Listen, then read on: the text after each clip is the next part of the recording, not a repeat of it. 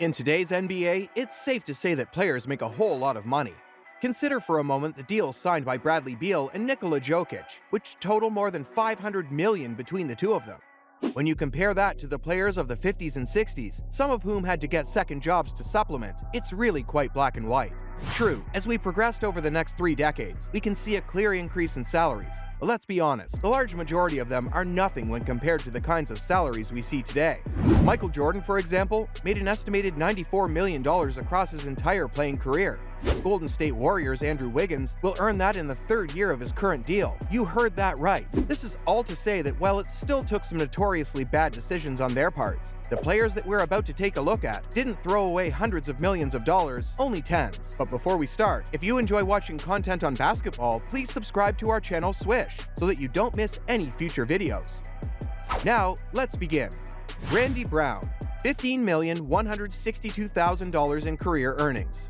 On this list, Randy Brown is perhaps the only entry where we will find a happy ending. The definition of an NBA journeyman, Brown will be best remembered for his time with the Chicago Bulls from 1995 to 2000. More often than not used off the bench, Brown averaged 9.0 ppg or 3.5 rpg and was largely employed for his defensive pressure game. He was part of the Bulls team that got its second three-peat and would later end up with the Celtics, Kings, and Suns, earning just over $15 million in his career. Unfortunately for Brown, he joined the some 60% of former players who go broke within 5 years of retirement. How did he do it? Following his playing career, Brown went into the business of restaurants and real estate. On the back of bad advice from those around him, Brown invested heavily in a number of less than successful projects until finally he found himself in desperate need of help. Luckily for him, his old team, the Chicago Bulls, answered his call. The franchise offered Brown a job as their director of player development, which he would hold until he was promoted to assistant general manager. A happy ending indeed. Mookie Blaylock,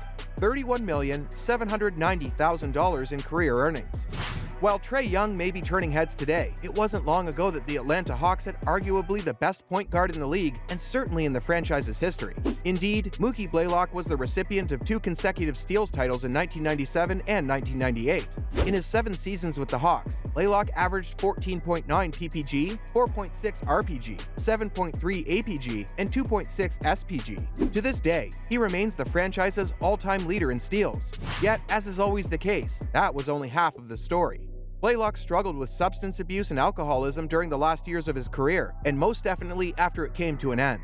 Due to the disease, Blaylock began to face a number of legal issues such that a large portion of his earnings were consumed in court. From there, things only got worse, as in 2013, Blaylock was responsible for a fatal car crash that claimed the life of a woman. As a result of the accident, Mookie was financially ruined and moreover was sentenced to 15 years in prison. His term would later be reduced to 3 years and 8 years of probation, which he continues to serve today. Christian Laettner, $61,485,000 in career earnings. The Duke product once shocked the world when he was famously included in the 1992 USA Olympic Dream Team alongside the likes of Michael Jordan and Magic Johnson, before even making his NBA debut. With regards to his actual career in the league, Christian Laettner posted solid numbers with the Minnesota Timberwolves, where he averaged 17.2 ppg and 8.1 rpg. From there, he would move to Detroit and then on to Atlanta. With the Hawks, he would go on to be selected to the All-Star team in 1997, for the only time in his career in 1997, when he put up 18.1 ppg and 8.8 rpg. Laettner's play earned him a bit over $60 million in his career. From bad business deals to poor real estate investments, Laettner was on a direct path to bankruptcy. Not only did he owe $14 million to creditors in North Carolina, but he actually managed to swindle former Dream Team teammate Scottie Pippen out of a sizable sum of money.